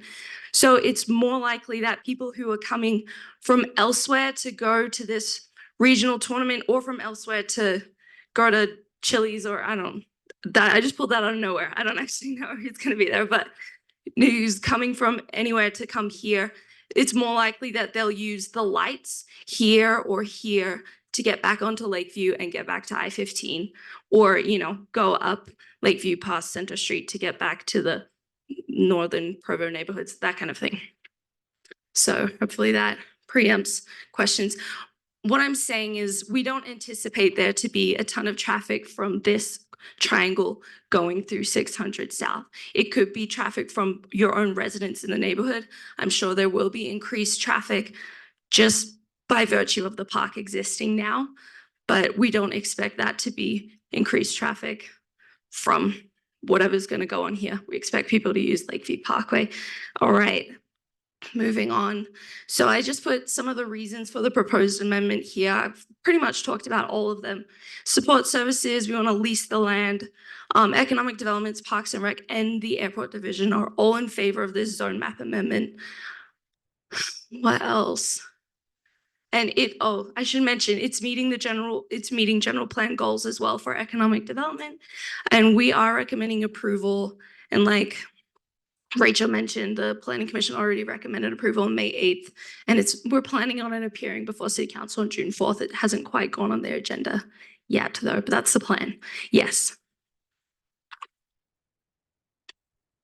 Thank you. I think the idea of putting a gas station or restaurants will direct traffic that way, which I think is great. But I think the primary concern of residents is there enough parking? And so I wonder, would it be beneficial to wait on this rezone until the park is actually open to see what amount of parking we actually utilize and if overflow is needed? Because I think it's a great idea, but I don't understand the rush when we're focusing on one project right now. And I think it makes more sense to wrap up with the Epic Sports Park, get it up and functioning, and then look to see what is needed. I don't have another microphone. That's a great question. So I'm assuming there's probably smarter people in the room that can answer this, but from my understanding, this is something that city staff has been talking about for a while. This is something that we know is needed in the area. This is Provo City owned land. Seems like it's in a great position right across from the exit, right from the terminal. People can just go straight through that light. We've put in lights to help direct people to the park. There's going to be we're expecting a lot of people at this park every week. We need something in this area, and this is the one place that we can put it. We've done calculations with our design team and the consultant on the park. We trust those calculations. I mean, I think it was John that talked about it earlier, the ratio of parking spaces to field. We trust those. They're higher than most everyone. I do understand that that concern. I think something that Doug also mentioned was when people come in for out-of-state tournaments or whatever, we're going to make sure they have, in a packet. Doug, let me know if I'm not saying the right thing. But we're going to make sure they have in a packet, information about, you got to get to Lakeview. You can't park in neighborhoods, stuff like that. But above all of that, we are not expecting people to overflow into the neighborhoods, both from this commercial section or the park. Sorry if I talked a lot. Yes, Rachel. We have a comment online. Dave Zimmerman, did you have a comment you wanted to say? Yes, sorry, this is Curdy Zimmerman. Tiffany brought up earlier for me some of my concerns. I visited the Sullivan Virgin River Soccer Park in Washington in April. And while I was there, it has 4 soccer fields and 10 pickleball courts. It has 4 soccer fields and 6 pickleball courts. And while I was there was not enough parking in the entire area, that there were cars parked on the street and parking in places they weren't supposed to park. And so I counted up the number of parking spots they had. It was 260 parking spots. So if you take 260 and divide it by the 4 soccer fields, that gives you 65 parking spots. But it also doesn't account for those 6 pickleball courts. And so when you put that number together, it's only 26 parking spots per the field and the court. And if you look at the numbers that we have for the Epic Sports Park, 1,744 parking spots. You divide it by 21 soccer fields, yes, that gives you 83 parking spots, but it does not include the pickleball courts, and there are 45 pickleball courts. You add those numbers together, you get 66 fields and courts, which only permits for 26 parking spots. I don't think there's enough parking. And I really think it would be so much better to use that area for additional parking before we worry about retail and things. We don't want cars on the streets, and we don't want cars in the neighborhood. The ratio of what we currently have for parking with the Epic Sports Park compared to the Sullivan Virgin River Soccer Park is the exact same number. And they were not using all of their fields. There were only 2 soccer fields of the 4 being used when I was there. All of the pickleball courts were being used, but they still ran out of parking spots. I think that's a major concern. Hey, Doug Robbins here with Provo Parks and Recreation. Maybe I can speak to that a little bit. Over time, when we're designing this, like Mary mentioned, it really was an awkward space. That was kind of a placeholder, that labeled there for overflow parking. And so what we did is, you can kind of see the former parking lot going up there wasn't as large as this one. So our consultant added some on there with the understanding that as we're operating, we might have to make some scheduling operational adjustments as we're running, this facility, so that we're running tournaments. We could perhaps at the same time run a small event, maybe not a tournament, but just rental of fields up in another area of the park, and really balance out the parking. But that's something we're going to be doing throughout this site as we're managing it going forward. I mean, there's quite a bit. We've kind of met all of those standards, and we feel like we can keep all of the parking inside off street and keep traffic flowing. Yep. Why not? This isn't going on. I can project. Sure. Why not decrease the number of sports fields and pickleball courts and put them in, I don't know, Sherwood Hills? Why have them all down here? It's going to create, I know you don't want to put all that traffic on Center Street, but that's where a lot of it's going to go. And I don't foresee any widening of Center Street or any additional lanes there. And Yeah. so this is going to not only as our friend in the back pointed out, she was looking at an installation with only 2 fields being used, with a similar number of parking spaces per field, really functionally, and with traffic overflowing all over the neighborhood where she was at. And it looks like that's going to be the same thing here. Why not decrease the number of, my golly, 21 sports fields and 45 pickleball courts? Certainly, it would be a service to the rest of the city to put that kind of a facility someplace else, and to decrease the size of this one and put another hotel here. Or, as you say, Chili's, if we want food that's very good. But that just seems like a solution to me. So the design included the right number of fields and courts to run both types of regional, national, and local tournaments. And so this was the locate. Well, what we need is our facilities for people who live in Provo. Okay. We pay the taxes, and we ought to get the benefit and not have that neighborhood full of cars. Right. Our friend in the rear has pointed out that's what's going to happen. She looked at an actual instance. It's okay. And if I could speak to parking really quickly, I know you're kind of pitched for time, but also I've talked to Vern. We've been coordinating with them on wayfinding and making sure that we're directing traffic down to the Lakeview Parkway. Like I said before, we have never had any intent of driving that north into a neighborhood. A couple of techniques that we'll use is that wayfinding signage. Also out on the freeway, I've been told that there won't be any directional signage directing people from the freeway into the Center Street corridor. It'll all be down at the Lakeview Parkway, both north and south. And so that's how traffic will come in. And then also, a lot of people are wayfinding now with Google, and they'll type in an address. And so we've also been using that technology to make sure that our address is located close to Lakeview Parkway. So as they're traveling those routes that are automated for them, it takes them along the proper routing along Lakeview Parkway. Thanks. Real fast. My husband told me that he thought also there was going to be some pavilions for family picnics and to hang out at a park. So you have to take into consideration people who will be there to just enjoy a sunny day and have a park. There are going to be cars there for that too. Sorry. This area here will be kind of an open space here. There's also a playground going in this large space and then one up there. Over time, we'll be working in more shade structures and things as we move forward. Yes.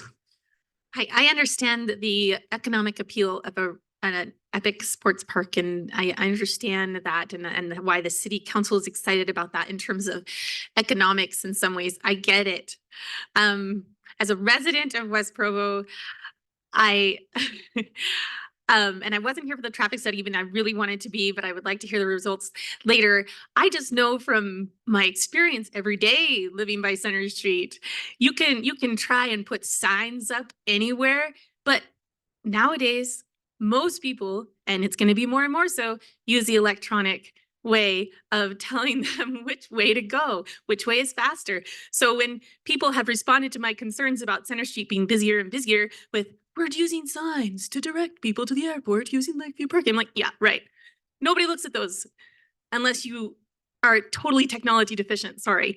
But like, so I don't feel like that addresses a concern. You did kind of preempt it with we tried with the address so that people will be directed to Lakeview Parkway or whatever, but yeah, and if I could I'm speak. sorry, I don't see it happening. I see tons of traffic whenever there's an airplane landing or leaving on Center Street. Yeah. And you're not, and I have asked about this, and you're not widening the road. There's no plans for it. I've asked a few people anytime soon. And so I don't, not that I even want it to be necessarily widened except for safety reasons, because there's handicapped people driving in the park in the bike lane and cement trucks. Speaking of industrial, I mean, have a lot of concerns here. I was on Zoom, but my comments were not read. And also my vote did not appear to be counted against the industrial zoning. So it wasn't even as it was stated.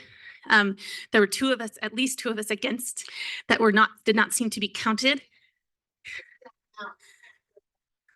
Oh, Okay. it said 9 to 9. If I could just respond to one real quick thing. John's done a really good job of making sure, even on the Google Maps right now, it's showing routing coming in Lakeview Parkway. And we plan to keep up on that with our traffic engineers so that as we go forward, that maintains that consistent flow along this new parkway. But did anyone actually, I mean, As far as Center see Street, it I every can't day. speak to the expansion of that or anything else. This is kind of the zoning thing right now. So I'll just turn it back over to you. I think you had a comment and then back in the corner as well. And then we'll come to you, sir.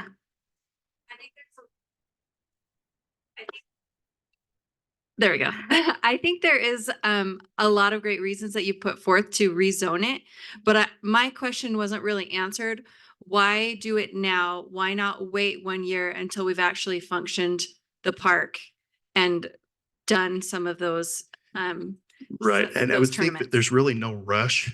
It's just that there's some interest right now in doing something. And as we complete this park, there will be a need for this kind of service type area.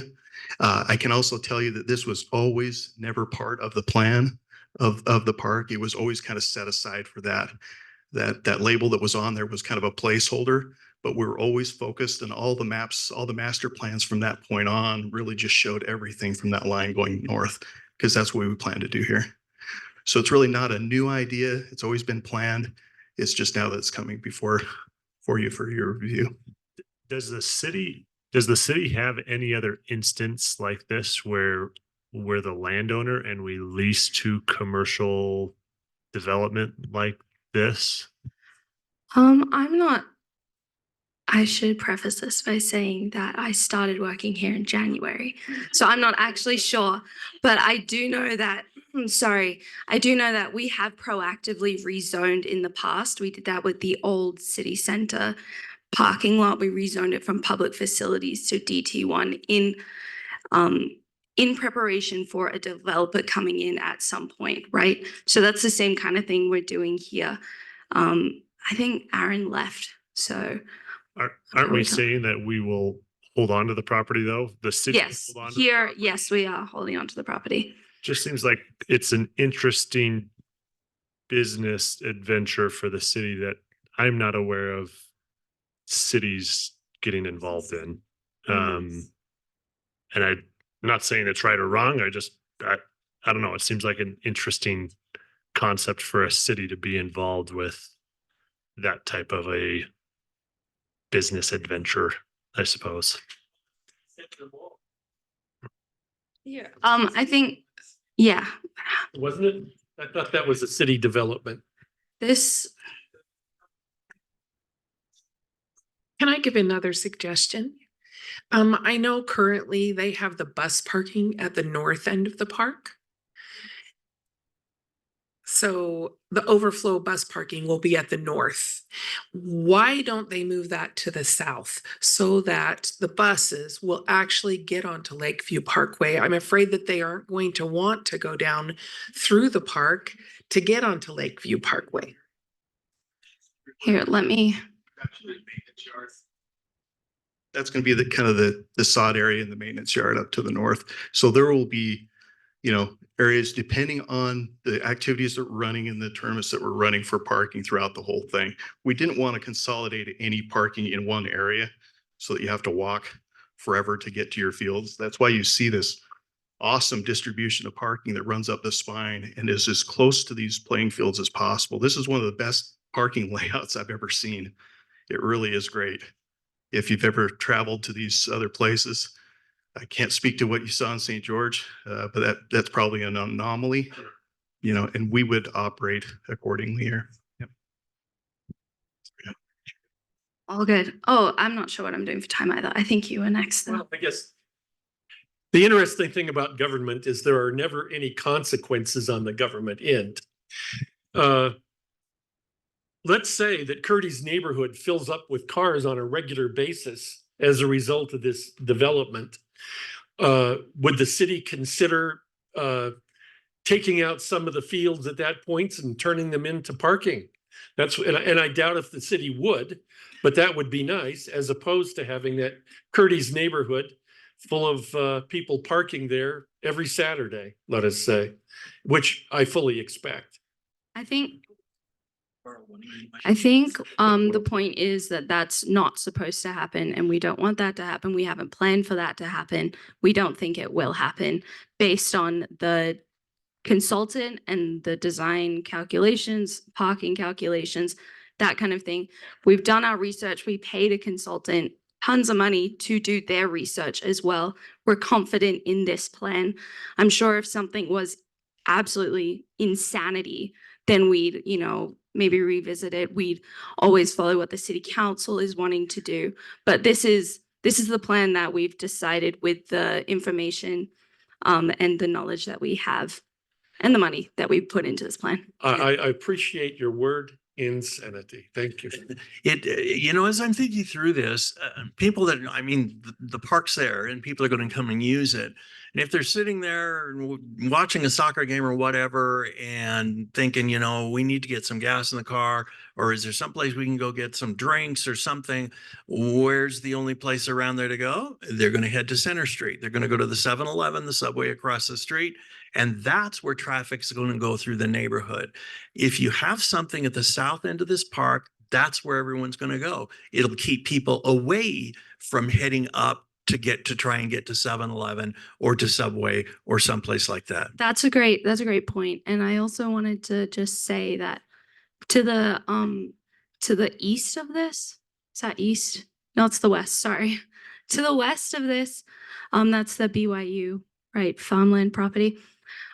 In the general plan, it's planned to be airport related uses. So it's not planned to be residential. That's something that I forgot to mention. I think you and the stripy shirt. I think we need to, yeah. Here, do you want? Okay, hold on. Maybe, yes, okay. All right, I know we have a lot of feelings about this. I do too. I get it. But we do have to go ahead and put that to a vote because we are running out of time. If you have more feelings about this and things you want to talk about, you're welcome to continue to come to the planning meetings, to the city council meetings, and voice your opinions there, and voice your concerns there. So we're gonna go ahead and take a vote now. If you are for the zone map amendment from the open space, the OSPR to SC2, which is the community shopping center zoning. If you are for that, go ahead and raise your hand and we will count. Yes, if you are in favor of that, if you are in favor of changing the zoning of this little corner piece to the commercial zoning.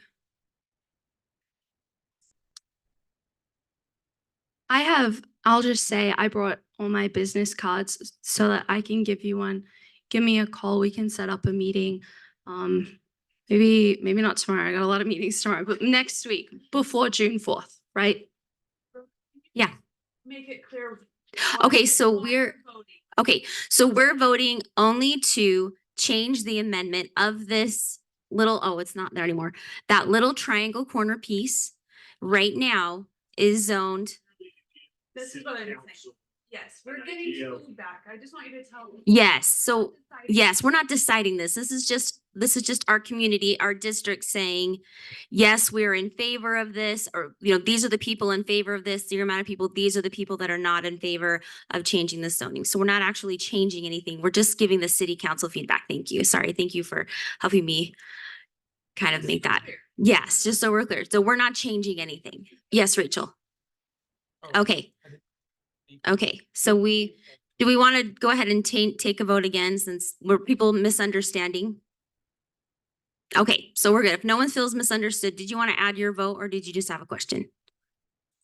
Okay, so if you are not in favor of supporting the zone change, please go ahead and raise your hand if you are not in favor of supporting the zone change. 1, 2, and then we've got one online. Okay. Glorious. Thanks, guys. Mary, but I do like the name Brooks. Pretty name. We have the same last name, so I was like, Hey, yeah, look at that. Yeah. Brooke Bonds, Mary Bonds. Totally makes sense. okay, let's go ahead and do. That's just very important. So again, what you just voted, that was an opinion poll. That will be sent to the city council saying, hey, we had a group of 30 residents. So many were for, so many were against, and that's for both items. You need to go to Planning Commission and City Council. I beg of you. We get so many people at the neighborhood meeting and 2 people show up to the Planning Commission meeting. This is where you start the process. This is not where it ends. This is where you get your information. So then you can go to Planning Commission and City Council to tell them you need to go to those meetings. If you don't show up, it screams that you don't care. Is that right, my counselors? Yes. So if you cannot attend those meetings, those emails are where you can send them your information. They will read the emails. But yes, Counselor Brogdon.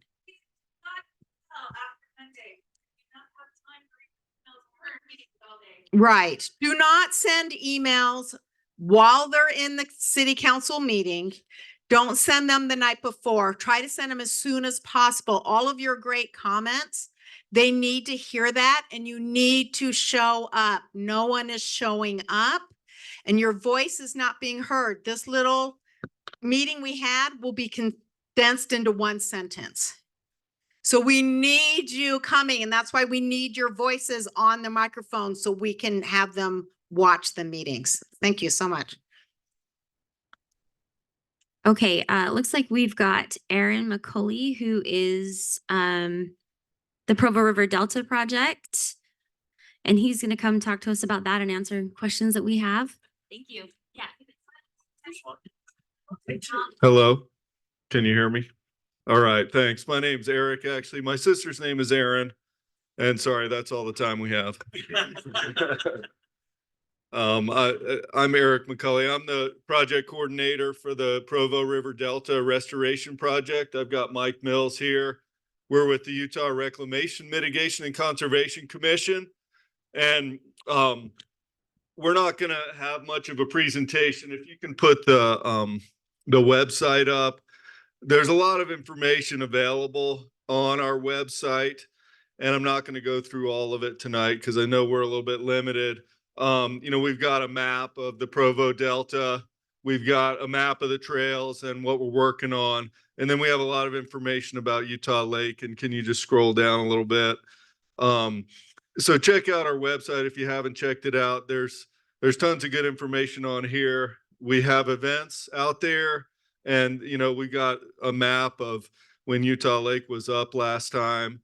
We got second Saturday's events if you want to come out and check the project out with us. But we're here to respond to a couple comments that we received on the Delta project and then to answer questions. And so, the Delta project was set up for fish and people. I know people, so one of the comments we got is it's not a good use of taxpayer money. And the water that we drink and that's used for agriculture and for urban areas created an impact on the environment. And that's why these projects need to be done. We're part of the Central Utah Water Project.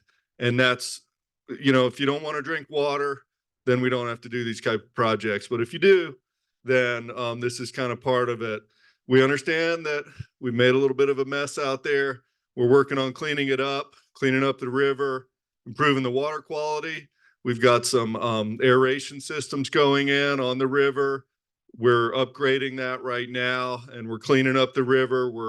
We're funding Delta Gateway Park and the repaving of the trail. That's all funds that are coming from us and the bridge over the Provo River on Lakeview Parkway. So it's a great benefit for the people of Utah. It's going to be an amazing resource, but we're in the middle of construction right now, and we're trying to finish it up this year.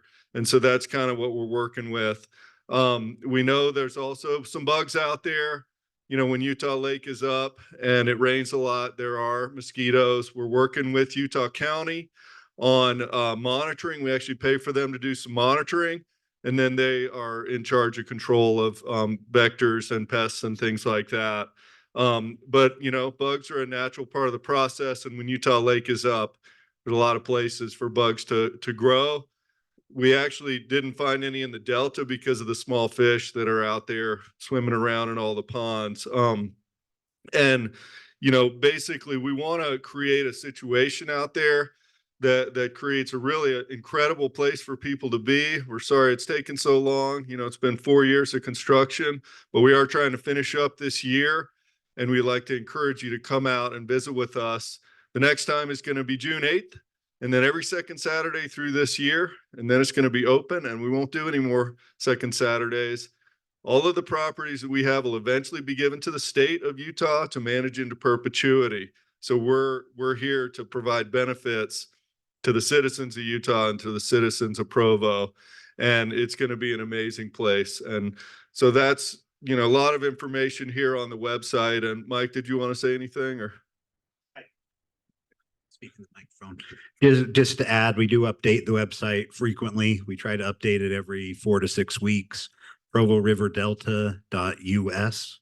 If you don't have that link, that's the address. And Eric really did a great job covering, in a brief amount of time what we wanted to say. So we'd be happy to take questions. Thanks. Yeah, we're here for any questions. There you go. Well, it used to be I just loved to go for a walk along the edge of the lake. Yes. And you've dammed that. Well, you haven't dammed it. You've gated that off. Yeah, it's gated. And it seems to me, I just wonder if you could extend that trail back far as north as it used to go. I understand. And so what the gentleman's talking about is right here where we cut off Skipper Bay Dike. So the way that the Delta is actually we've lowered this dike to allow the lake and the river to be a delta, which is connected. And there's ice out there. There's going to be ice. It's not technically feasible to have that trail. You still can go out there. The entire area is going to be open to the public, but putting, bridges or anything like that across there, it's just not feasible. But we are adding a significant amount of trail, which will go from there and create this loop. And this is going to be about a 3.8 mile loop. And so we're adding a bunch of trail here and then a lot of other amenities and things around here. But I understand people like that trail, and it's not technically feasible to put the trail back that way. Well, it certainly was when the dike was there. That's right. And, well, I think your plan is entirely unfortunate. I want you to know I have tried to find a phone number to get a hold of somebody with your project, and it's almost impossible, it seems like to me, to communicate with you. Okay, well, you can talk to me. Yeah, well, I'm here. I want that trail to go back. I understand Yeah, that. and you think it's not feasible, but I think it is. And it's Yeah. very unfortunate that you took it out. That was a very pleasant walk. It's interesting, when the state built that park that's there, they call that a park. It's an ugliness that with all those camping spaces and a lot of gravel. And I'm sure it brings in business, but it was you have no idea how beautiful that area was before the government started developing it. And I see your project as one more step along the same direction. Now along that trail, you have that great chain link fence almost to where you have gated off the pathway. And I think that's just too bad. Pave paradise and put up a parking lot. That's what you've done. In contrast to that, my wife, my dog, and I walk in that area 3-4 times a week and have this entire time during the construction. I am so impressed with some of the work that's being done as it's being completed.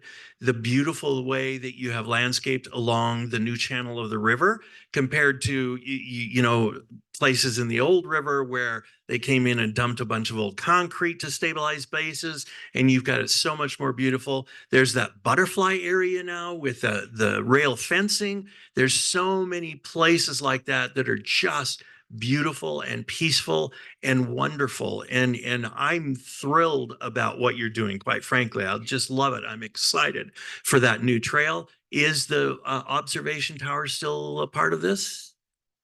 Yes. Yay. Okay, Yeah. thank you. It will be built later this summer, early fall.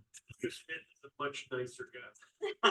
Yeah. And just to respond quickly, we had to have a place for the water to reach Utah Lake. And so that water does have to flow into the lake. Your option to rebuild that dike, I don't know where the water goes at that point. Essentially, we don't do our project if You can have 4 dams, 4 bridges, excuse me, across those outlets that you have on your map there. And that would serve So that purpose. we're really over time. So if there's any way, I'm so sorry. But if you have a suggestion for them, will you guys be here after the meeting's over? You're leaving Yeah, we right can now? stick around as long as you want. We can chat. I'll give you my phone number. You can come out and tour Okay. the area. It's not actually a parking lot. It's part of the lake, and it's 200 acres that you'll be able to recreate on water, and there'll be tons of trails out there. I understand people don't like it when trails go away, but we can, you'll still be able to get out to that area. And I understand it's time for us to go. My name is Eric. I'll give you my phone number. We can talk. Yeah. And Ben's got my phone number. We talk all the time, sometimes lately. So thank you.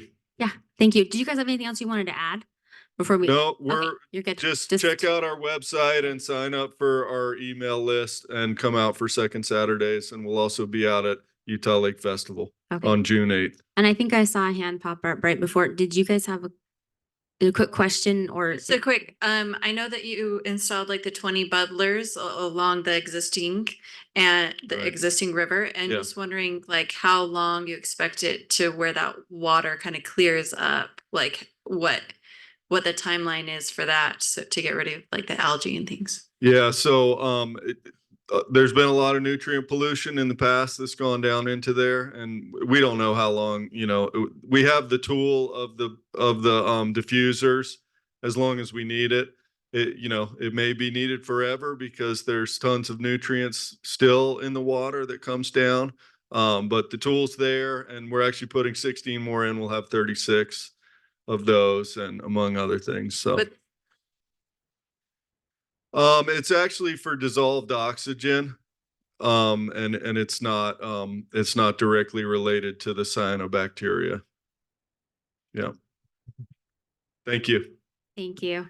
Okay. We are running really behind, but we want to give a few minutes for public comment.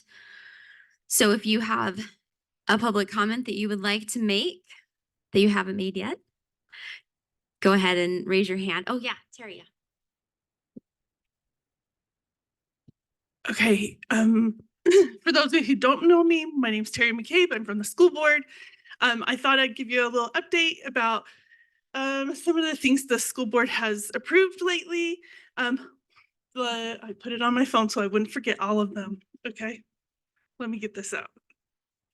One of the first one is that we approved a boundary study to determine.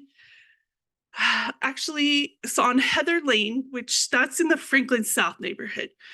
So that's not in this neighborhood, but there's two maps and they say different things about where the kids should go to school on that Heather Lane. So we gotta determine who's gonna go where to school. And it's between Sunset View, Franklin, and Spring Creek, between three schools, unfortunately. And then the other boundary study we're doing is for the Osprey Townhomes Park on Lakeview Parkway, the new one, because it's split between two schools, and we decided no, the whole thing should just go to one school.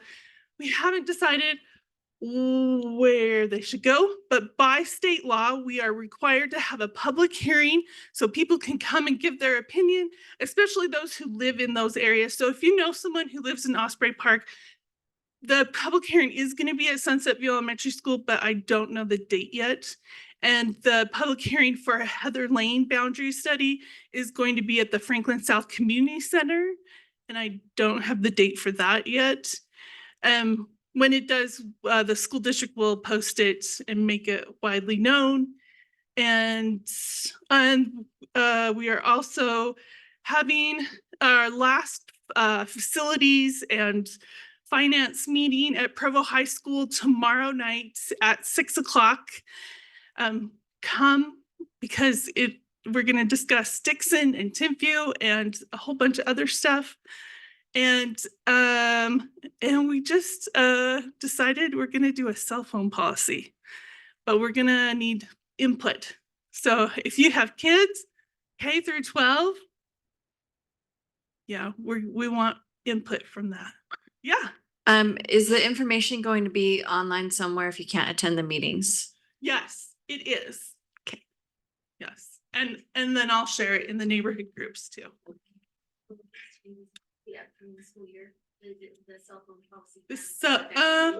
The boundary change for sure, but we have not put a timeline on the cell phone policy.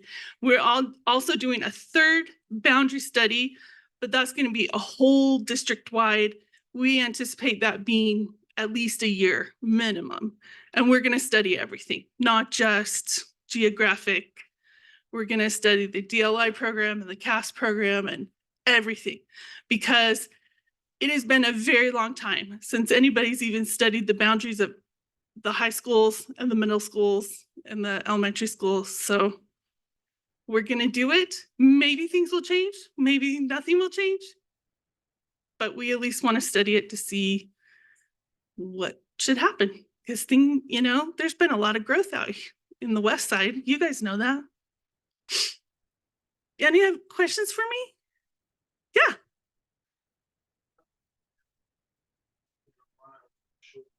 Yeah.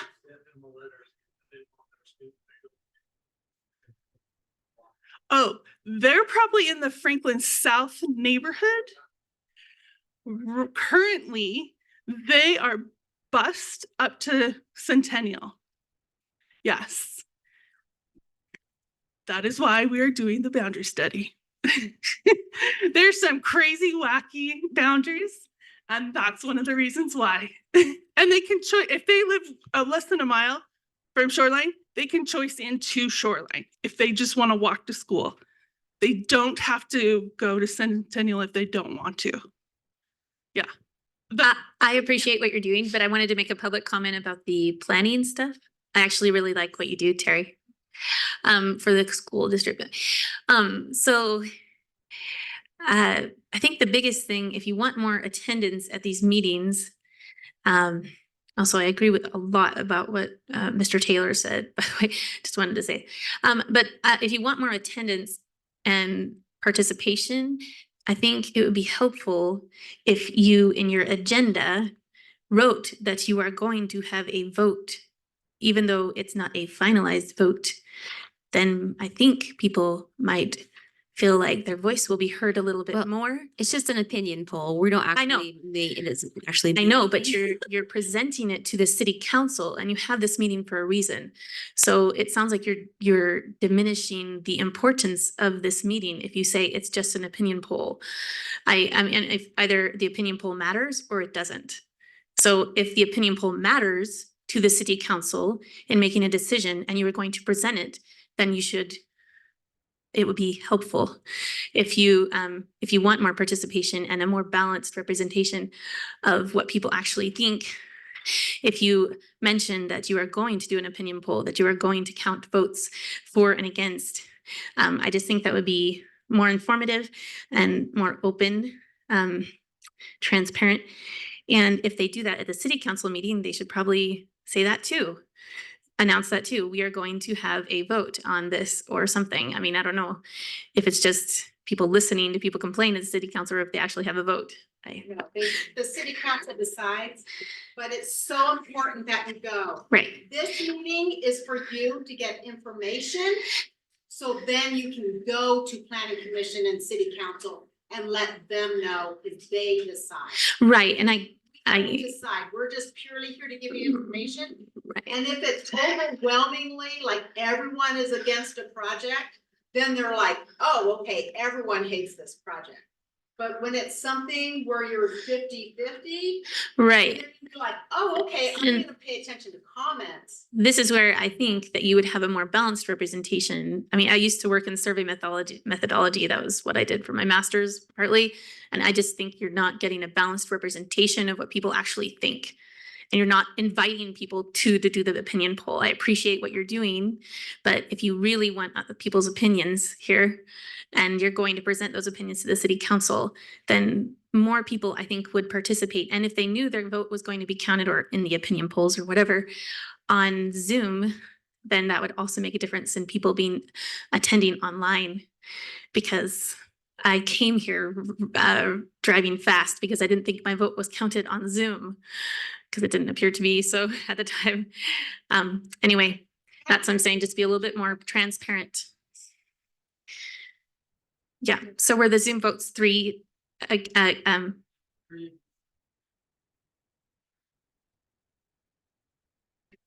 then there was a second one that came late, 4, but there was 3 against.